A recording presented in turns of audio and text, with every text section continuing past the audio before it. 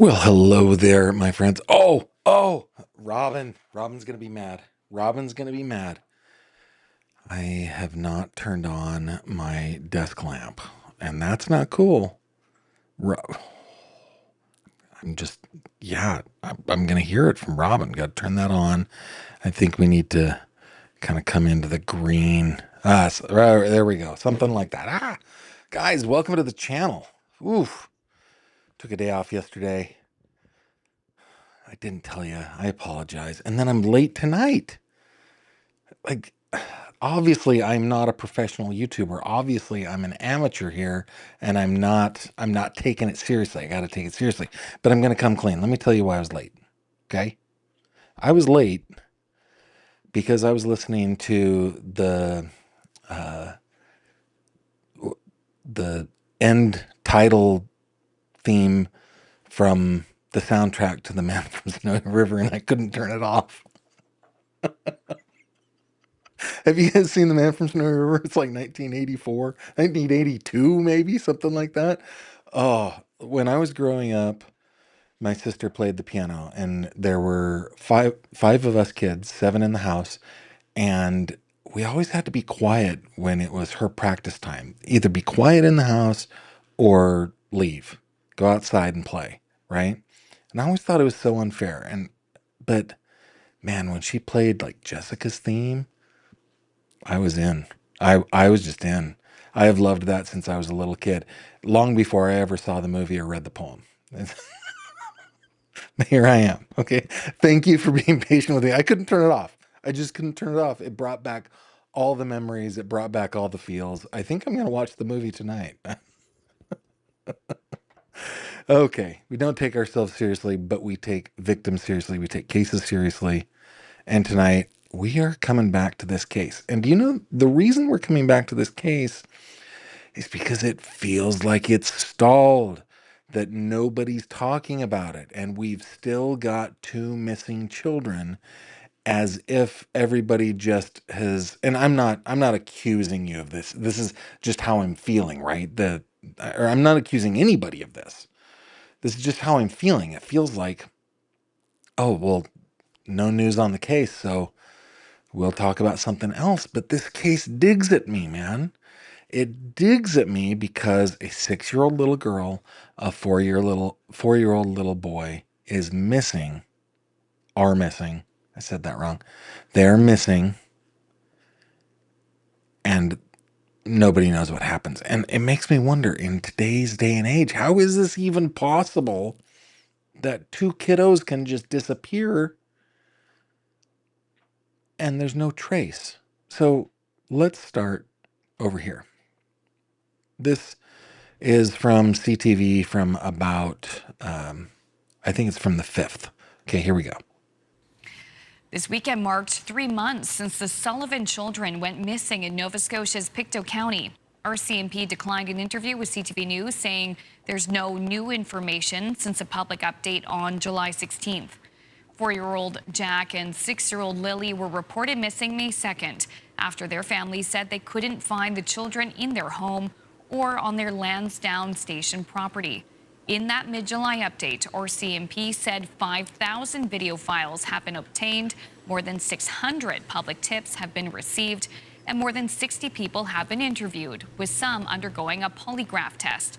The force also said units from across the country are involved, and that they're looking to seize and examine materials and devices that could help their investigation. That tells me in itself that they suspect there's a crime involved.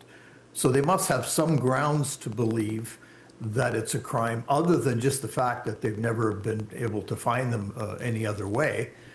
So they're investigating something or someone. Maybe not going to bring the case to a close through that investigation, but they're actively doing something as we speak. CTV public safety analyst and former OPP commissioner Chris Lewis says someone out there knows something about what happened and encourages them to come forward with any information that could ultimately help our CMP solve the case. In June, the Sullivan's disappearance was added to the Provincial Rewards program, offering up to $150,000 for information about the case. Okay, and that is the only update that we've had on these kiddos since July 16th, about 3 weeks ago. And that update is there's no update, which is extremely frustrating. So I thought what we would do is let's go back. Let's go back at a couple things and take a look at some of the things that have been reported in the past. I just have a few videos that we're going to talk or we're going to show tonight, and then we're going to, then we're just going to converse. Okay. I am noticing you guys are very, uh, you're extending me some grace. Robin says, "Nerd alert." Yep. Mooney says it's an excellent reason to be late. You are excused. Criddle says your dork is showing and it's beautiful. That could mean a couple of different things. I'll take it the way you put it, though. Yes, it is a great soundtrack. Okay, you guys are so cool. You're cool with me. I appreciate it. All right, so what I would like to do is go here next. Okay, this is the original interview that was done with Malaya Brooks Murray, who is the children's mother. And we haven't looked at this in a while. I think this was May 4th. So let's watch this one first. They weren't aware, someone else let them know that they were missing, and it would just be nice if everyone could be alerted. We thought maybe that we found tracks, but it's still uncertain. It's been raining and they're probably soaking wet, but with the sun today, I'm hopeful that they are feeling warm. We're all filled with pain and sorrow because we just want them found. We want them home. Everyone loves them.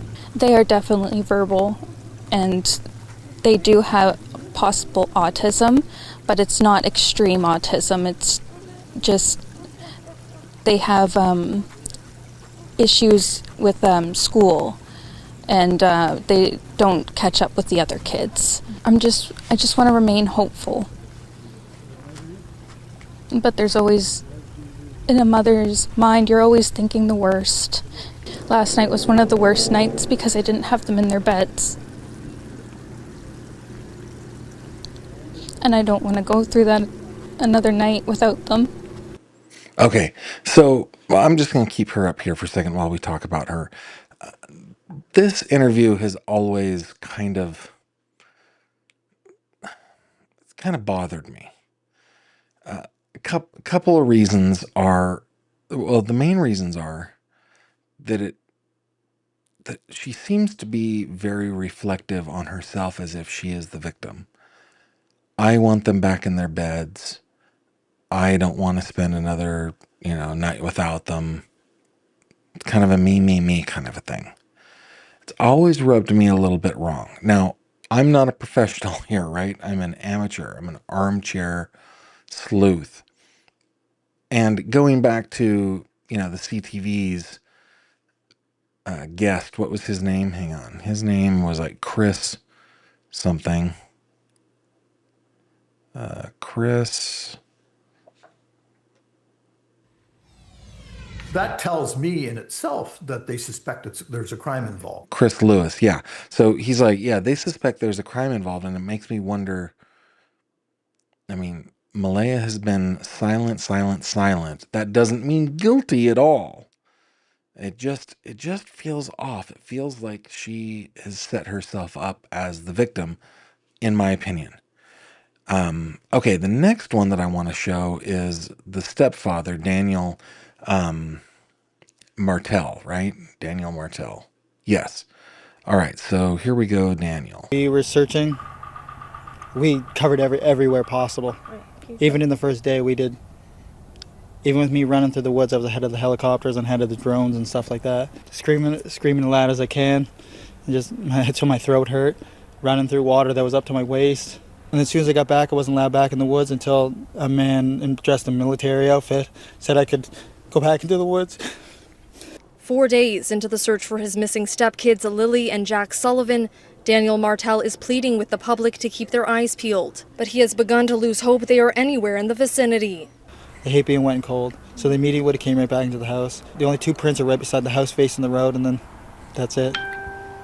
Martel wants the search to be extended to include provincial borders in case the children were abducted, a reality he says is becoming more and more likely. Post any officers they can get at the New Brunswick border, PI border, and get them at every airport possible. Martel confirmed that when the 2 children went missing from the home behind me, Lilly was wearing a pink shirt and pink rain boots. She was also carrying a white backpack with strawberries on it. Martel says although he didn't see Jack that morning, he is believed to be wearing a brown shirt, brown pants with a pull-up diaper on underneath, and blue rain boots with dinosaurs on them.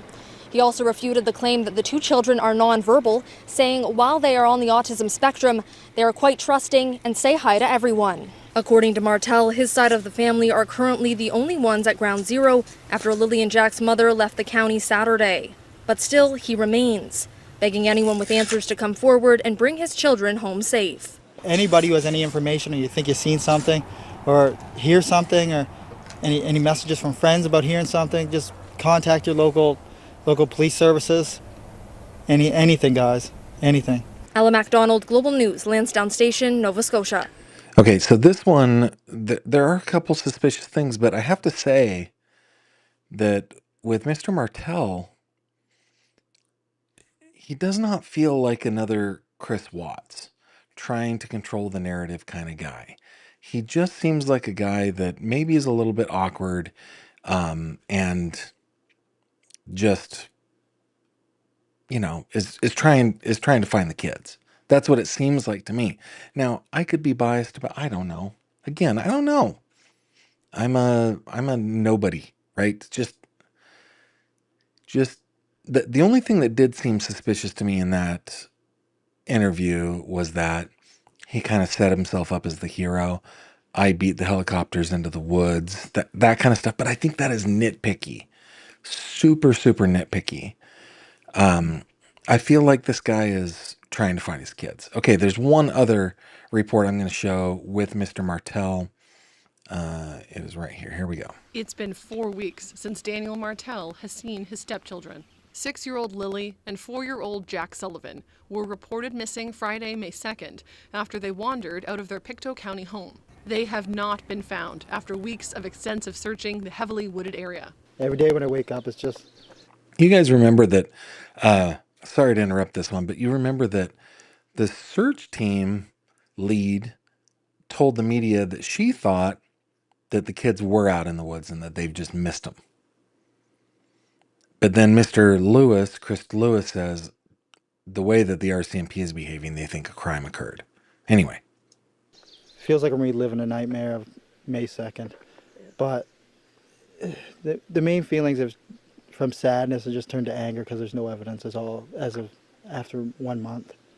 And it's really taken a toll. On Friday, RCMP say ground search and rescue crews and police will return to the area this weekend, focusing on a nearby pipeline trail where a boot print was previously located. I know that they're working hard and they're using every resource they have, and it makes me hopeful because that's all we have at this point is this hope. A vigil of flowers and stuffed animals has grown in recent weeks outside the RCMP station in nearby Stellarton.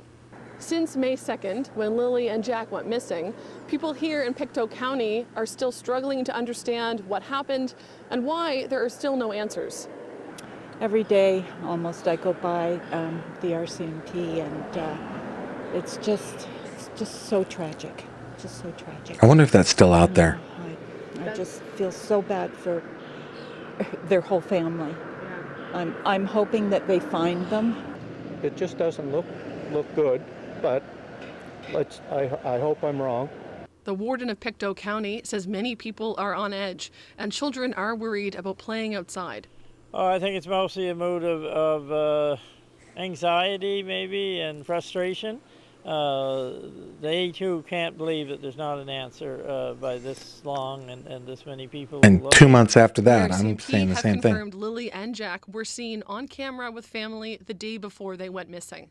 Police are asking anyone who was on Gairloch Road between April 28th and May 2nd to share their dash cam or other footage with RCMP. Martel says every detail helps and could lead to finding Lilly and Jack. I'm going to keep fighting for the rest of my life to find these kids. That's the only goal I have at this point. Haley Ryan, CBC News, Lansdowne Station. How do you go back to just a regular life after this? I don't know. Let's see what y'all are saying over here. Okay, man, I need to. There we go. Okay, weird how she's saying, talking about Malaya. She wants to alert everyone, but then went silent shortly thereafter. It is pretty weird. Heck, Jess says she sounds like Chris Watts. Yeah, a little bit. Cooler by the Lake agrees the mom's behavior is suspicious. Dang it, it just refreshed. Let's see what else we got. I would be all over searching and talking to the news, not hiding. Yeah, Robin says, so many inaccuracies, nonverbal, but will say hi to anyone, autism, but no diagnosis. Mom has a very flat effect. Hard to read. I don't think that she said they were nonverbal. I think others said they were nonverbal. Am I remembering that wrong, Robin? Help me out. Yeah, we're all a little bit biased. This case is just so hard. So hard. Oh, let's see. Autumn sent me, wrong one, another one. Let me take a look, see here, Robin. Or Autumn, sorry.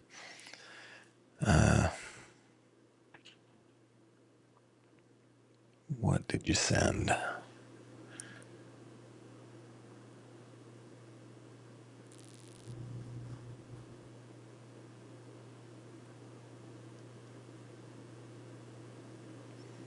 You just, Autumn, you sent me a Google search query.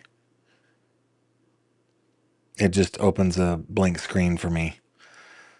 Let me see what else you sent. No.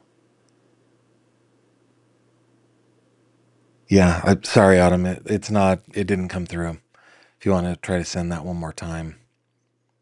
Let's see what else other people are saying. Susan said, this may be a stupid question, but if the current parents only heard the kids but did not see them, how do they know what they were wearing? I have wondered the same thing. Is it possible that the kids did come in the morning, that they did see them before going back to sleep? I'm trying to extend the benefit of the doubt here, because they seemed a lot more sure about what Lilly was wearing rather than Jack, or at least that's how it was reported. But that is an excellent question. Beach Fairy says, no, she didn't say they were nonverbal. She literally said they're definitely verbal. That's what I thought. Autumn, let me see what you sent. I know the truth. Oh, yeah. I didn't kill Lilly and Jack.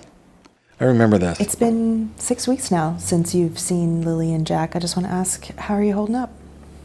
It's been a long 6 weeks. I know that everybody basically in the world at this point is always wanting to know like what happened. So this was July 19th. Been from sadness to anger at this point. And I know the RCMP and major crimes are working around the clock trying to piece everything together, and I'm grateful for that. But it always leaves the question, 6 weeks has gone by, and we know at this point they're not in the woods, and where are they? Did you feel in the beginning that they suspected you? Of course. The stepfather was always a prime suspect right off the beginning. You felt that from the beginning? Yeah. But you don't feel that now? No, I don't feel that at all. I asked for the lie detector exam, the polygraph exam. I gave them my phone.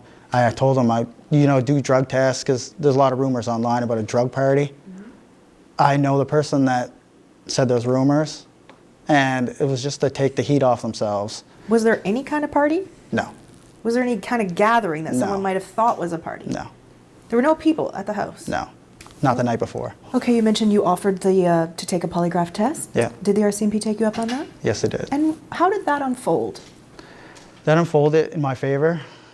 They obviously know I wasn't lying about anything. So they said, yep, great, thank you, come in for a polygraph test. Yeah, it took a little while to set up. And when did you do that test? I don't know the exact date, but that would be at least 3 weeks ago, probably. So roughly 3 weeks after the disappearance. Yeah.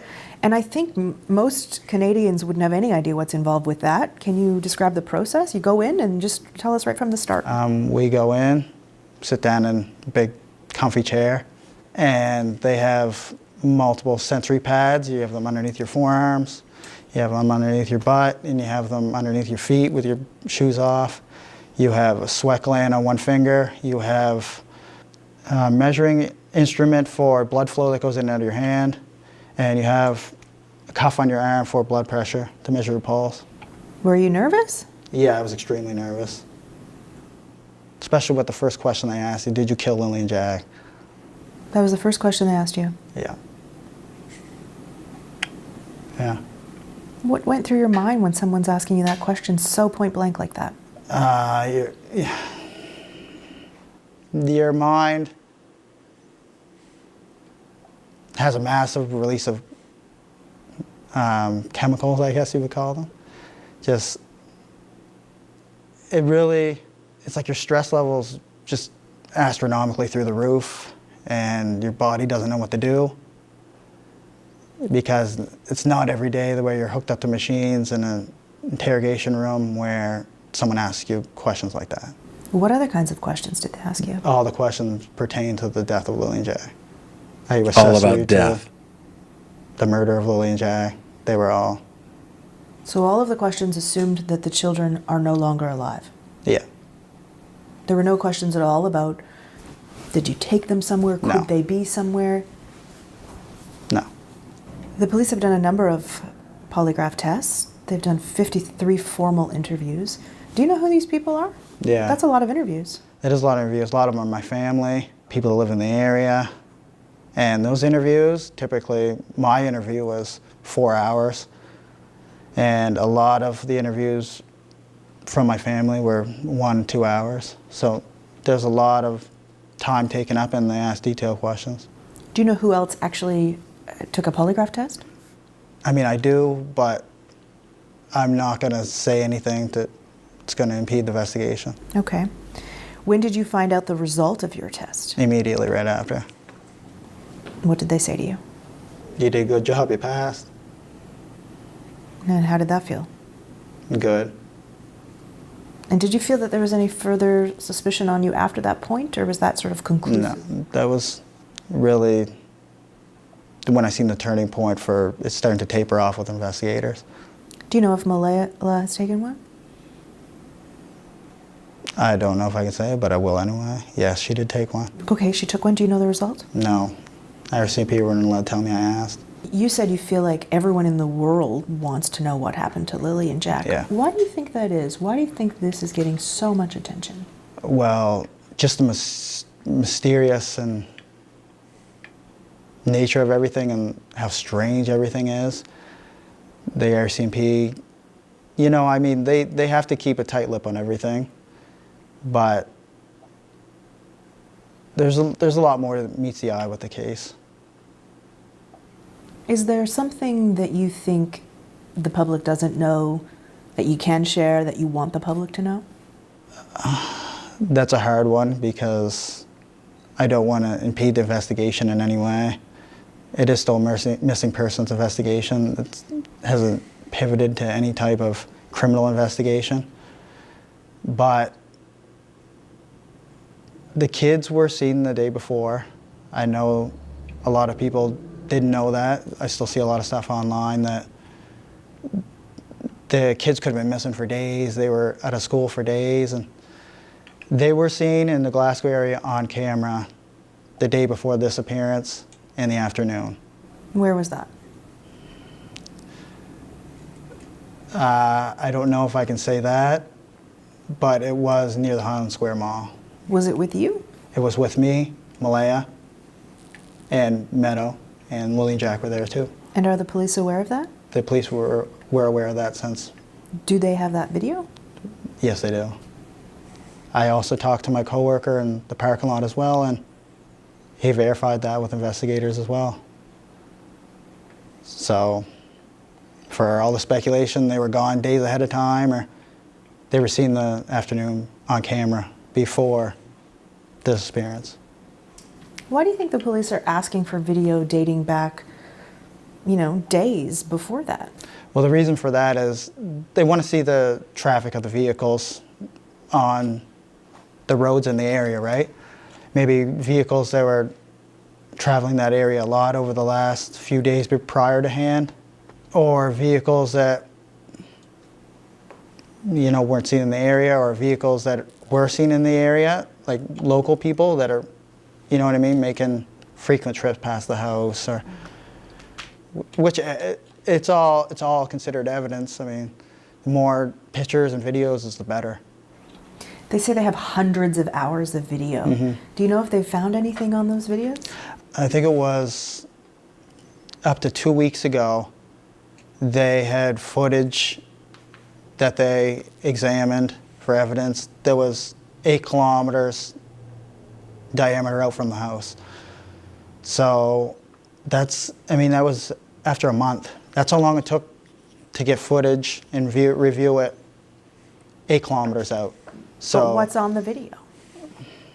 I don't know. I'm only limited by what they tell me. How often are they in touch with you? Investigators now, I'd say maybe once every 5 days. And usually I'm the one who calls or messages them. And how has that changed over the course of the 6 weeks? Well, from the beginning it was almost daily, tapering off to where it's only like once every 5 days now. And how do you feel about that? It's good and bad. I mean, I like to talk to them in person about any little small details I come up with or anything I can try to bring to their attention which may help the investigation. So I don't get to see them often, so it's always over phone or messaging, and it's hard to really convey what you want to say when you're not in person. But then I also know the eye's not on me. The investigators don't see me as part of the disappearance. How do you know that? Well, when you're going from daily to tapering off every 5 days, I mean, I already gave them everything on my phone. I'm the one who originally said, here, take my phone. We'll go through all my banking information. We'll go through all my stuff on my GPS from Google. And you were offering all that up right from the Yeah, I beginning. offered everything. And why were you doing that? To show them that I want to get the investigation moving. I know I have nothing to do with any of it. A lot of speculation is, you killed the kids. We'll just come out and say it straight as it is. What do you think when you read that? It's a lot of nonsense, obviously. I know the truth. I didn't kill Lilly and Jack. And I just think a lot of people online they're seeking drama. That's the main thing. There is a lot of that. Everybody's allowed their own opinion, like I said before, but it's hard on the people that were actually there and missing the children. Still haven't got to see any of my kids, including Lilly and Jack. And that's been really tough, going from a family of 7, including my other 2 kids that live in Halifax now. Going from a family of 7 in the blink of an eye, your family's ripped apart and you're left alone. Yeah, it's got to be tough, and he's not wrong about a lot of that stuff. I don't think that, and I won't say that I never thought, I was suspicious in the beginning, but I do not think that he had anything to do with their disappearance. That's just me, though. Thanks for sending me that. We had watched that together. There are a couple of others that we could watch too as we kind of go through this. Actually, let me just find. Well, before we do, let's see what you guys are saying. Let's catch up with comments real quick. Let's put this down and see what you guys are saying. With a big grain of salt, how accurate is his description of the polygraph test? His description seems off. Starting with, did you kill the kids, doesn't sound right. To me, it sounded about accurate. I mean, he described all of the sensors and everything that it was connected to. I don't know if I would start my questioning with, did you kill the kids? I probably would do something more like, you know, what's your social security numbers? I don't know, but I'm not a professional polygraph operator. My uncle was. I learned nothing from him because he was an FBI polygraph guy. Okay, Lily came into the parents' rooms a few times that morning. Okay, thanks. Cooler by the lake. Beach Fairy says the Mounties may have more. They're known for being tight-lipped with cases even when info is directly requested and legally can be released. It's just been so long. I hope they're on to something. Yeah, it has been a long, long time. And I hope you're right. Susan Lewis says, that doesn't sound like a first question. Don't they have to set a baseline first? Yeah, well, yeah. I mean, maybe, I don't know. Maybe he's exaggerating a little bit. Maybe he didn't think the baseline questions were the first questions. Yeah, it's hard to say. Chava says, if the children just don't have a lot of stuff, or if they could access the closet but only what was left out or laid out for them, is it possible to know what items are missing along with them? Yeah, I follow your logic. Yeah, I bet it is possible to sleuth that out. I don't know. Let's see. Refresh 5.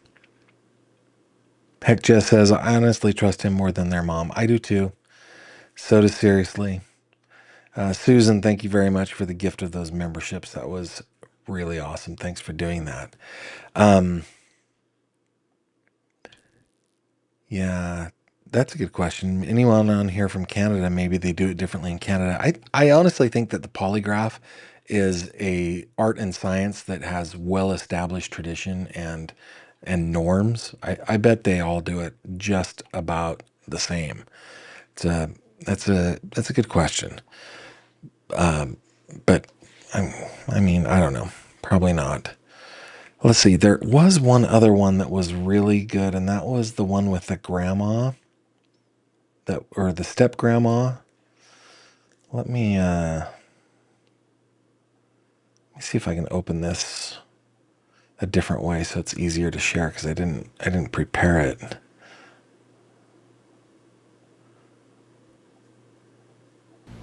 So it's the morning of May 2nd. Do you guys remember this one? What happened?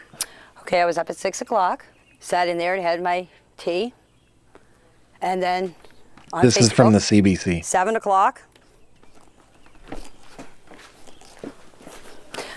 I get up, come over here, fed my chickens. My brother, Ron, called me at 8:48 and asked me if I wanted to go to town with him. And I said no. I said, I'm staying home. I said, I'm going back to bed. Okay, I went and I laid down. Next thing you know, my dog started barking and the kids were out in the yard. Now you can see there's 2 swings where the kids play. My bedroom is right there. I heard the kids. This is where the kids' swings are. This is where they always played. And so that's where... That's where I heard them. And I can hear everything in that trailer. If 2 kids get out of a fence, and Jack and Lily are all the time yelling, especially Lily, come on, Jackie, let's go, Jackie, let's go, Jackie. It's all I hear out here. When the kids get out of the fence and come out through here, I would have heard them yelling, come on, Jackie, let's go, let's go. I didn't hear anything. The next thing I heard is I heard Daniel yelling. He was yelling for Jack and Lily. I didn't get up because I thought he was yelling for Jack and Lily to get in the house. So the next thing you know, I came out of the trailer after I heard Daniel, about, I'd say, 10 minutes after I heard him, I come out of the trailer. I opened up the door, was standing here.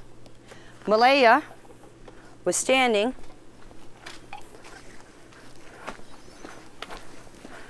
right here with Meadow on her hip.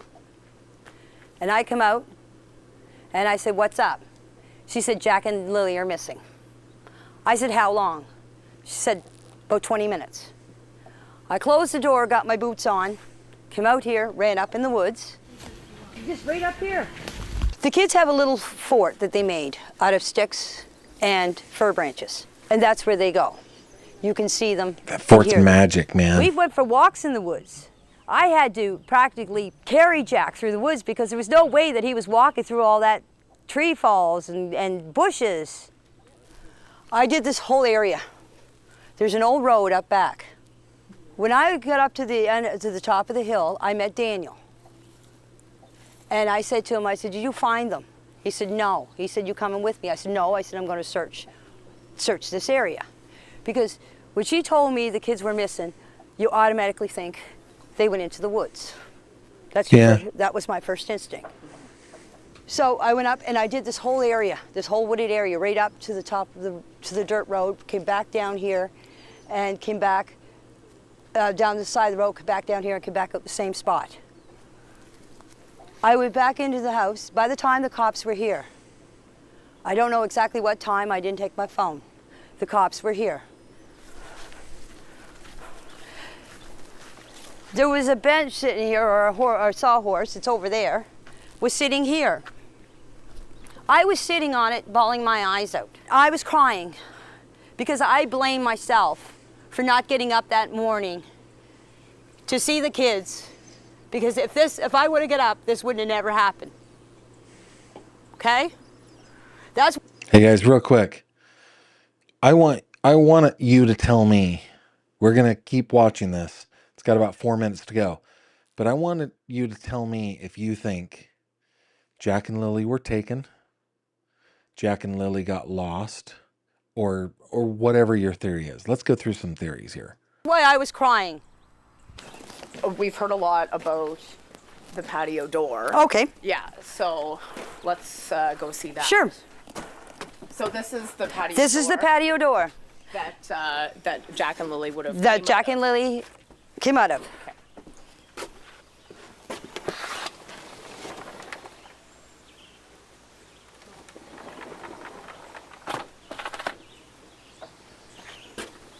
And so tell us why we've heard about the patio door. Because everybody's saying on Facebook, on YouTube, on TikTok that the patio door makes a noise, and why they didn't hear the door open. The bedroom is back there. Okay. That far window. The last window is the bedroom. And so they would have come out this door. They would have come out this door that morning. Yes. And then they went and played on the swing set. Yes. And that's when you heard them. That's when I heard them. Right here in this area here. I plan on putting a pool up this year for the kids. You need level ground for a pool. That's what I was doing. I was leveling out the ground to set up a pool. And this is the Thursday. This is Thursday. Right. Friday, all the investigators, search and rescue and everything, right around here was where they found the only footprint. This is where the boot. This is where I was raking that night. That's where the boot print was found. In the mud where I was raking. I thought there was two boot prints. There was supposed to be a footprint found away up on the pipeline. Right. Malaya sent me the picture of it. That's all I know. There was a footprint found. Okay. Okay. But I'm telling you, the footprint was here. The only one that they can confirm that was Lilly and Jack's was right here. So it was child size. Yes. A man, one of the investigators came in here and was measuring it all. Mm-hmm. I'm not here to lie. The reason why I wanted you guys to come here and do the interview here is to show you exactly where everything took place. Mm-hmm. Mm-hmm. And to show people that this is what happened.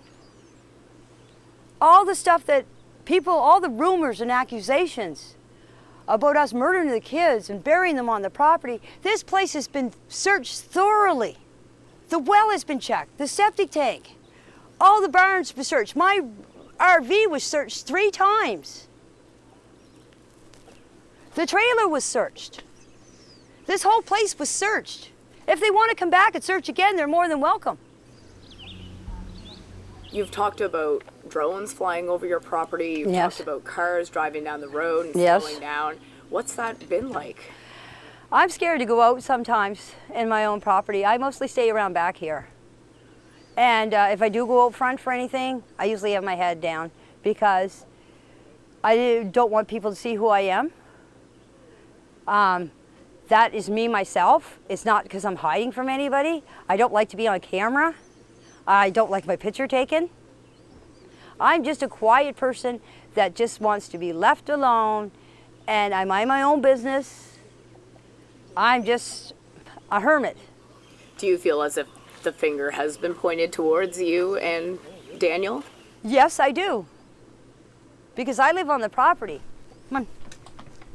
Do you think your son had anything to do with the disappearance of Jack and Lilly? No, I don't believe Daniel had anything to do with the disappearance of Jack and Lilly. Our heart don't lie, and my heart is telling me that my kid did not have nothing to do with this, and I had nothing to do with this. You know, if something bad happens, That part you get, was like, kinda your weird. heart drops. Mine hasn't dropped.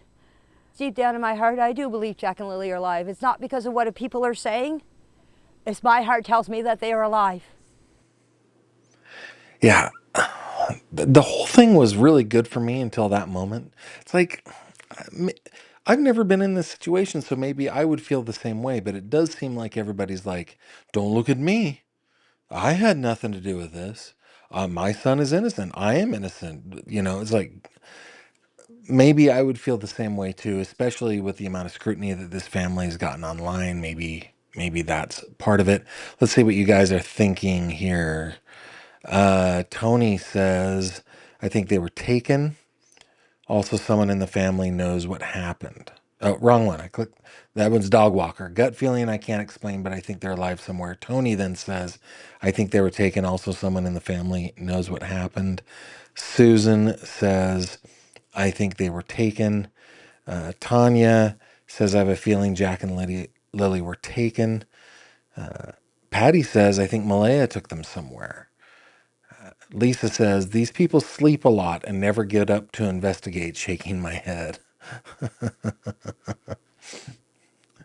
I mean, I guess I'm only giggling because that's the only reaction that I can.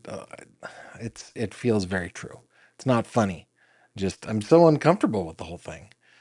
Yeah, Shay says, I'm sorry that children have to suffer because of incompetent adults. Tony says, I also think stepdad knows more. I don't think he did anything but knows what happened. Leveling the ground at 10 p.m. in the rain. Okay. Right. I think that Dr. Evil, by the way, is Canadian. Yeah,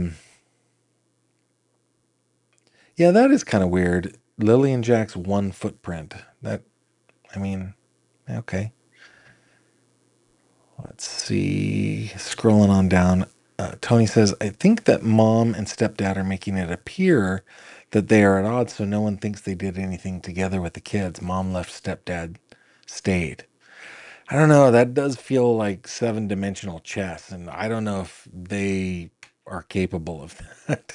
Feels like some Star Trek The Next Generation playing against Data kind of game. Weird game. Since you guys know that I'm a nerd, I'm going to let it just come on out. But, I mean, that's just my opinion. Cooler by the Lake, Gavin, I don't think they were intentionally harmed, but some kind of accident happened, and at least Malaya was involved in the cover-up. Heck Jess says, you don't invite cameras to your house where they were last seen if you had something to do with it, in my opinion. If they didn't get lost, someone took them. Maybe the mom knows who it was. I wonder if it's going to be one of these. I mean, it's not a perfect comparison, but like Sherry Papini kind of things where everybody is like, holy cow, like she had convinced everybody. And then at the end, it was a conspiracy for her to just go away with some guy, right? I mean, I know that the comparison isn't the same, but could it be something like that where we're like all convinced except you guys that are like totally hip to Malaya or whatever, but like we're all convinced that something happened here, something nefarious by a stranger, by somebody, and then it turns out that it was some elaborate ruse for Malaya to leave Daniel. Something like that. That would be so, well, I was about to say terrible to find out, but if the kids are safe physically, because that would harm them mentally. But if the kids are safe, I don't know. Tony says that part was put on by her. It seemed fake. It did seem really fake. How old was her baby? Could it be postpartum? I think that the little baby girl whose name they put out, I'm not going to say her name just because I don't want to add to her online trauma, but I think she's about a year old. Could it be postpartum? I don't know how long that lasts, but I know that it's real. Oh my goodness, do I know that postpartum depression is something that you really have to keep an eye out for. Oh my goodness. Let's Talk Disability says, I wonder if the kid's mom took them to wherever she is now, then met up with them.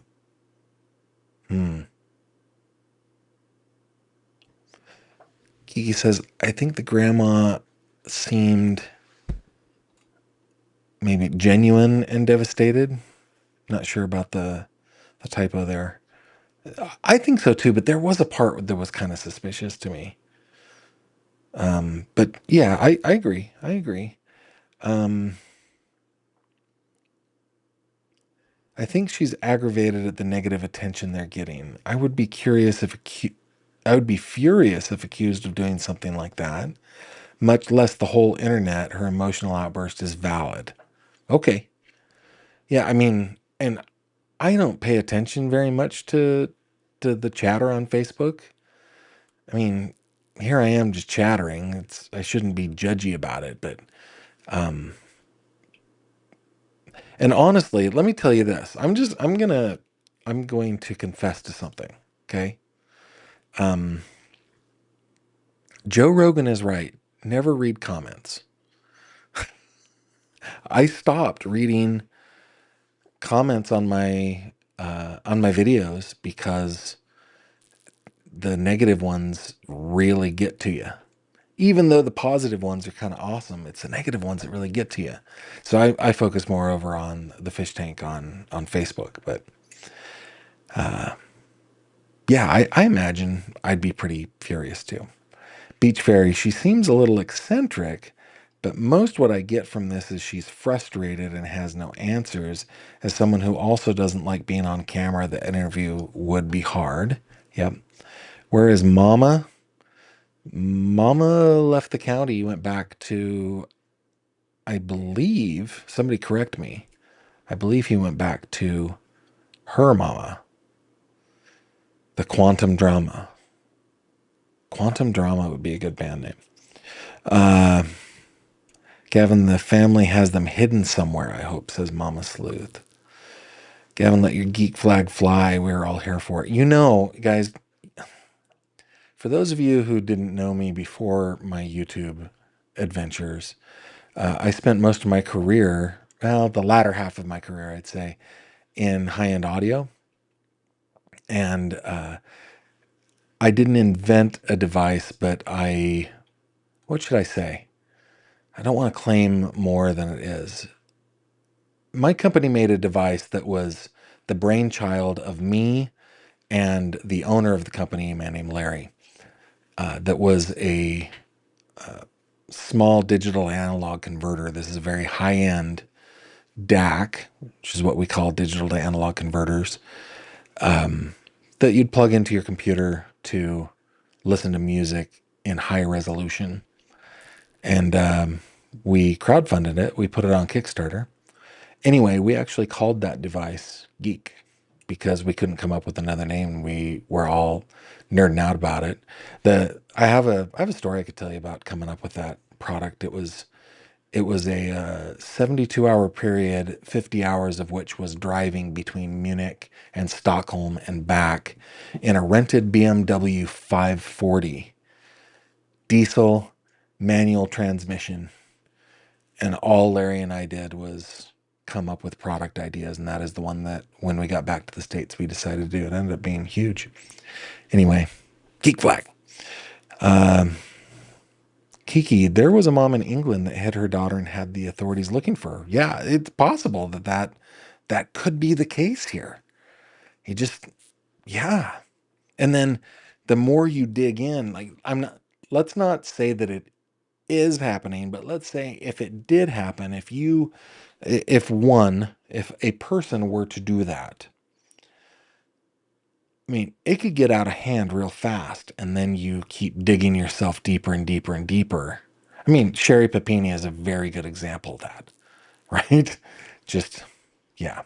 And Susan says that would be downright cruel if it was all a ruse. Yeah, cruel to a lot of people. Daniel Martell being the first one. I mean, he ended up losing custody of all the kids. Now, I don't know the details and stuff like that. Maybe he deserved to lose custody of all the kids, but I don't know. Heck just says, I don't think it was fake. I think she wanted to hold back how she really feels, and it just came out that way. Talking about Malaya in this interview, right?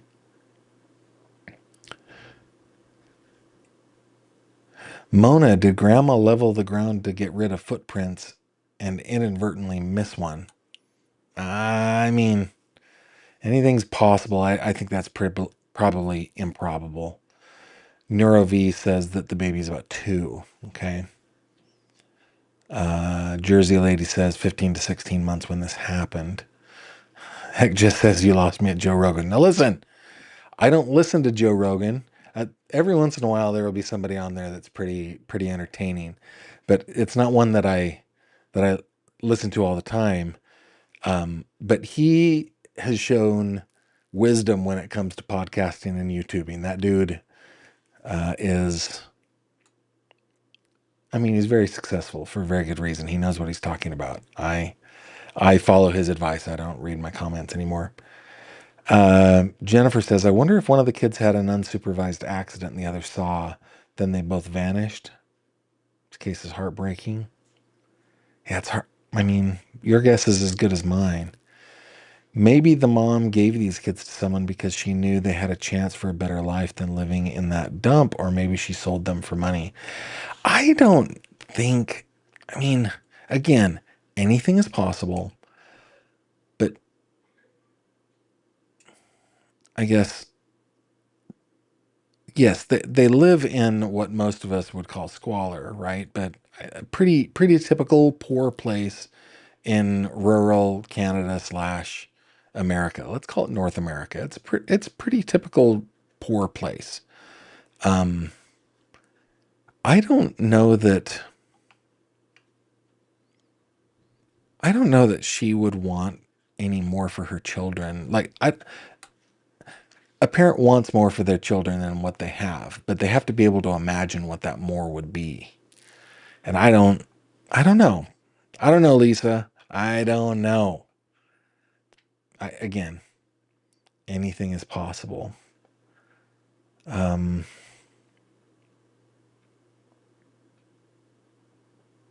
thank you, Shay. That's kind.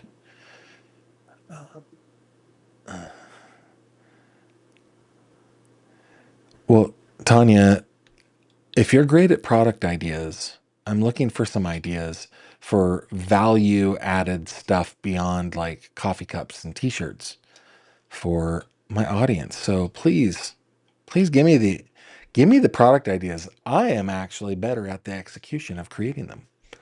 And I don't want to take credit for, the previous successes I've had. I was always working with a very good partner.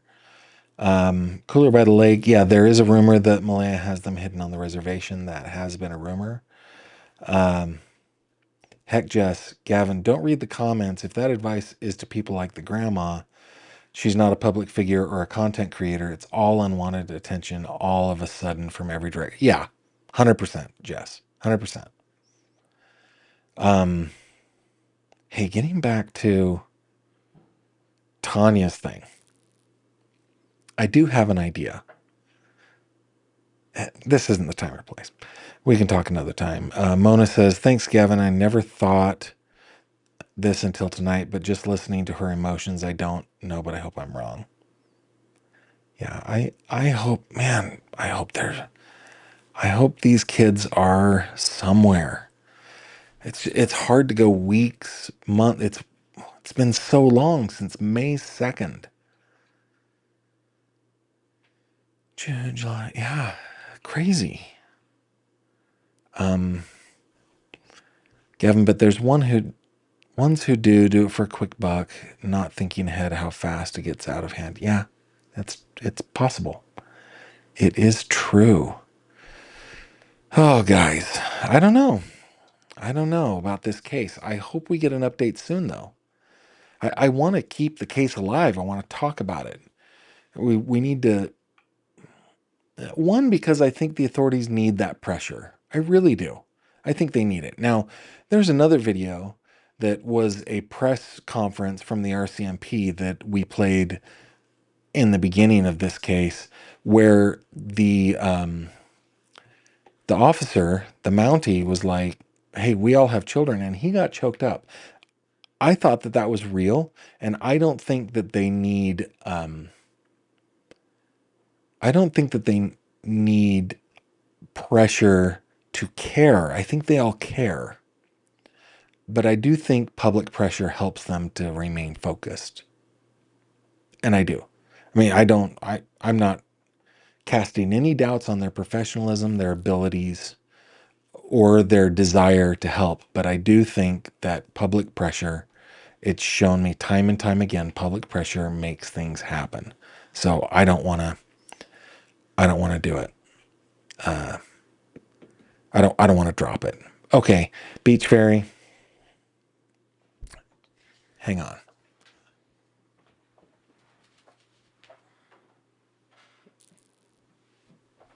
Okay. Beach Fairy says notebooks. Now, I did not plant this comment. Now that we're done talking about Lily and Jack, we got a few minutes. Anybody wants to stick around? So I buy these little notebooks from Walmart anytime I'm going to be covering a trial here in Western Pennsylvania. This one is the Brandon Wells trial.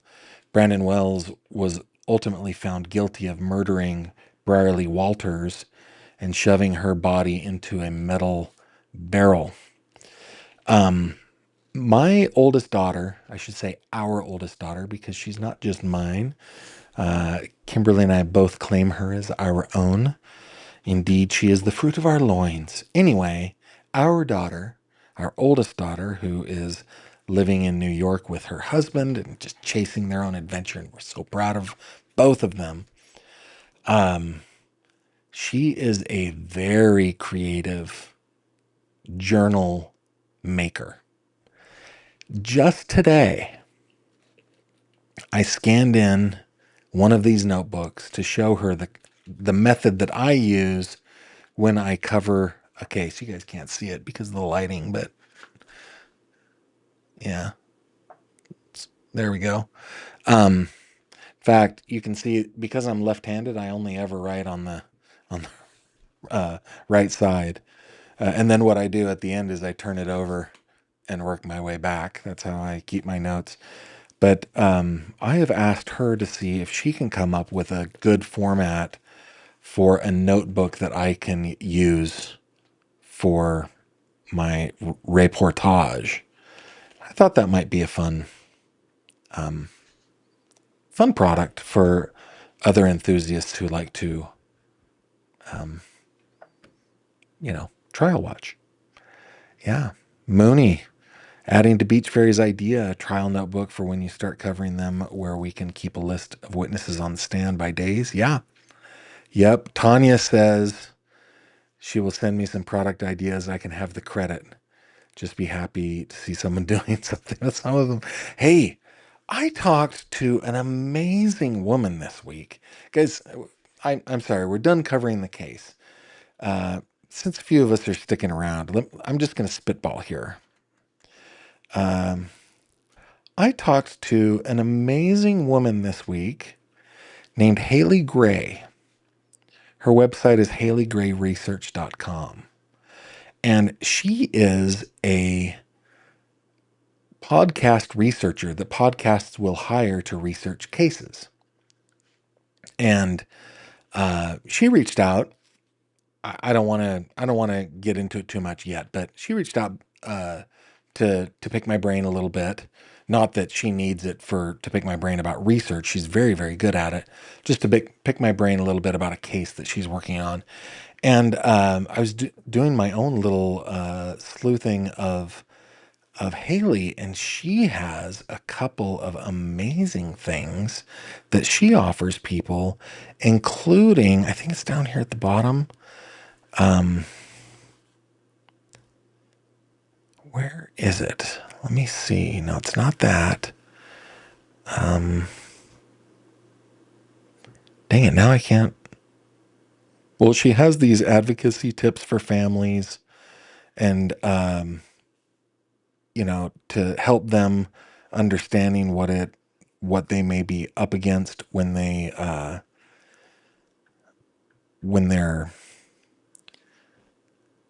what am I trying to say? When something bad happens, it's very, oh, here we are, the advocacy blueprint. Here it is. Okay, this is what I want to show you. So she has a course called the advocacy blueprint that is a free course that she teaches families who have found themselves in a position of needing to advocate for somebody who is either missing or murdered. And it's pretty great. She also has research courses, and I was talking to her about that. Like, I was thinking about little micro research courses teaching people about how to do public records requests. Everybody calls them FOIA requests, but they're all different. So records requests and things like that. So Haley and I are starting to talk about that a little bit. That might be something we can do. Beach Fairy says ascots for pets with fish on them. I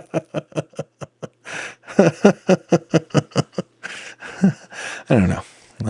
Guys, thanks for spending some time with me. I'm glad that we got to just kind of spitball there at the end. Tanya, reach out, man. Tanya, reach out. I'll get you in the Slack channel where all of us as a Gavin Fish team hang out. Okay? Hey, guys, tomorrow, before we go, I haven't done any shameless self-promotion. Tomorrow, we are going to have Elizabeth Jones back on the old channel. More and more people are coming out of the woodwork. There's more and more stuff that Elizabeth is unearthing. People are upset at Elizabeth for several things. I don't think she cares all that much about that, but we're going to have her on to talk about that. That'll be tomorrow at 7:30 p.m. Eastern. Don't forget the baby Gavin is still missing. Baby Gavin is still missing. Now, how many people have finished the great 2025 Baby Gavin treasure hunt? Let's scroll on down. Oh, that's Dev. That's the wrong one. Hold on. We go to, I have a little Dev server there. Come on. There we go. Where are we at? Still at 20.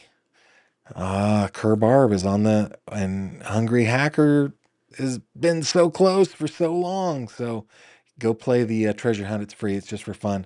And then join us in the fish tank on Facebook. We're coming up on 5,200 members there. If Facebook is your thing, you are invited to hang out with us over there. Oh, speaking of our daughter, there she is. She is the one that is working on that notebook with me. And isn't she just great? And don't we look great in our headbands? Okay, guys, I think that's it. Thank you very much for spending some time with me tonight. I hope to see you tomorrow night, 7:30 p.m. Eastern. Until then, I bid you adieu, and I hope you take care of yourselves. Good night.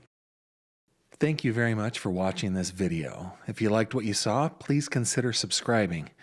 And if you have any questions or comments, please leave them below.